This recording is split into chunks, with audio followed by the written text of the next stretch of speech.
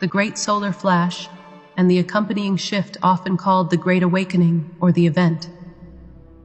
I will speak to this directly, for indeed it is real, and it is on the approach. From our vantage point, we see the buildup of immense cosmic light, orchestrated by the central sun, a high-dimensional source of divine photons, via your local star, which will culminate in a series of brilliant energetic waves washing over Earth. In simple terms, the solar flash is a divine intervention in light form, a powerful catalyst that will markedly raise the frequency of Earth in one sweeping sequence. While many imagine it as a single blinding burst in an instant, and there may indeed be a peak moment that feels like that, it is more of a process, already underway and reaching critical mass in the years just ahead. Think of it as progressive pulses increasing in strength, leading to a climax of transformation. Some of you are already feeling the early pulses, spikes in solar activity, coronal mass ejections bringing unusual sensations, fluctuating geomagnetic conditions affecting your mood and sleep.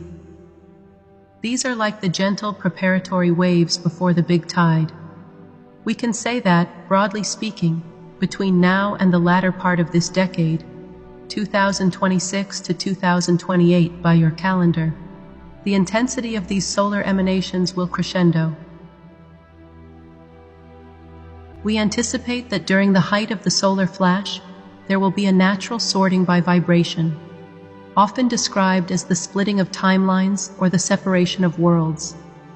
This is not a physical tearing of the planet, but an energetic divergence. Essentially, those whose consciousness is already attuned to love and unity will find themselves experiencing reality in a higher octave, what many call 5D New Earth.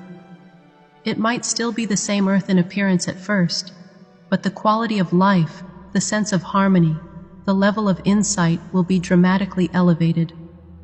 Meanwhile, those who are not yet ready to embrace such frequencies will continue on a version of Earth that allows third-dimensional lessons to play out a bit longer. Some speak of a 3D Earth continuation. Additionally, there is a middle path for souls who are neither firmly in lower fear nor fully in higher love. These may gravitate to a kind of transitional world, akin to a 4D environment, where they will have the opportunity under gentler conditions to finish releasing duality and eventually join the higher stream. In essence, the one collective experience will branch into multiple streams of experience, matching the soul group's needs. This is what we and others have termed the great bifurcation of worlds. Fear not. This does not mean families will be suddenly and tragically torn apart or anything Hollywood-esque. In many cases, soul groups will stick together, moving to whichever frequency band is appropriate for the group's collective vibration. In some cases, there may be temporary partings if, for example, parents and children are at different stages, but even these are orchestrated with love. And remember, ultimately all paths reconverge. Separation is illusion. All will return to unity in the end, just via different routes. Let me describe the three general trajectories, or Earths, emerging to clarify. First, there is the path of the new Earth in 5D, a radiant version of Earth existing in a higher dimensional state of consciousness, where unity, peace, and creativity reign. Those who shift here will live in what can only be described as an enlightened society over time. It won't be an instant flip to utopia, but the underpinning consciousness will be of oneness with life and spirit. Technology and nature will blend in harmony, needs will be easily met, and learning will focus on cosmic understanding, the arts of light, and healing. Many of you feel this world in your dreams and hopes: crystal cities, clean waters, telepathic communication, communion with friendly galactic visitors, and a daily life that feels joyful and free. That is the new Earth destiny for those aligned in love. It is not a fanciful myth. It is already energetically real and forming.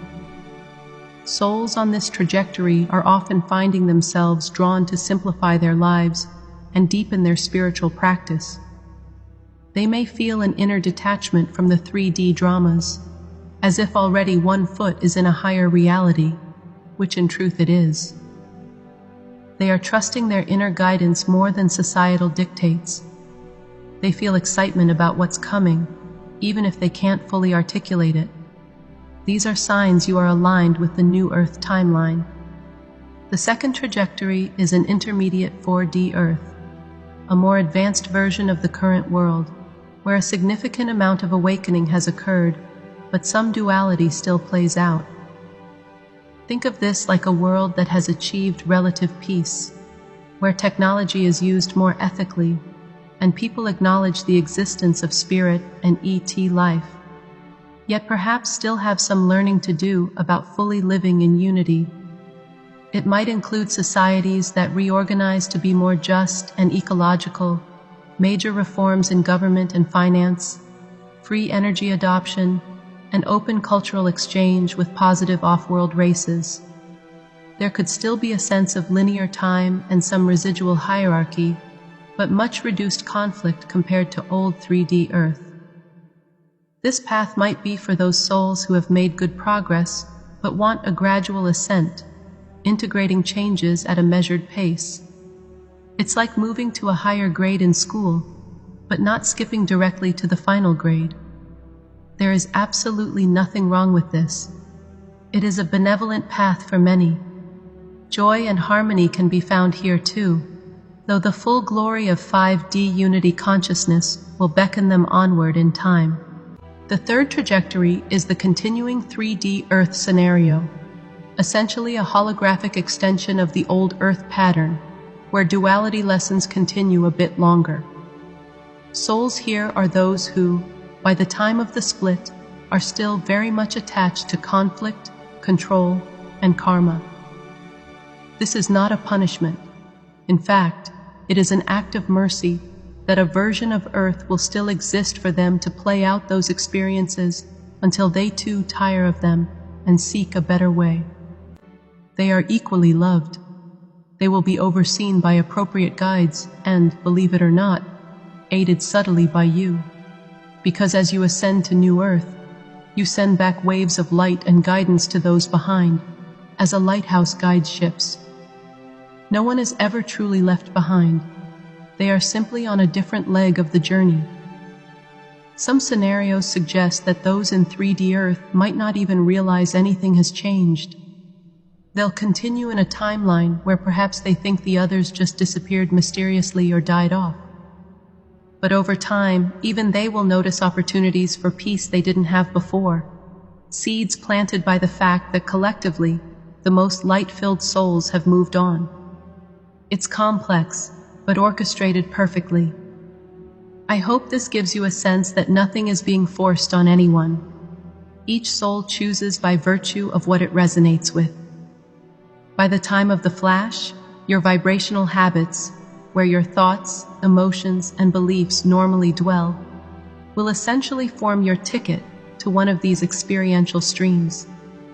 That's why now is the time to solidify the habits of love, forgiveness, and trust if you aim for the highest outcome. Again, not to create fear of missing out. Even if one goes to 4D or remains 3D initially, they will eventually make it to 5D when ready. But I know many of you strongly wish to ride the first wave, so to speak, and that is why you've been working so hard on yourselves. I am here to tell you it is worth it. The more you can embody the 5D consciousness now, unity, joy, compassion, living from the heart, the smoother your leap when the energies peak. For those deeply immersed in negativity, the flash will be like an earthquake shaking them. For those in positivity, it will be like a gentle elevator lifting them. The spectrum is broad, and most will be somewhere in between. Many will be shocked at first, but then quickly stabilize as they accept the light.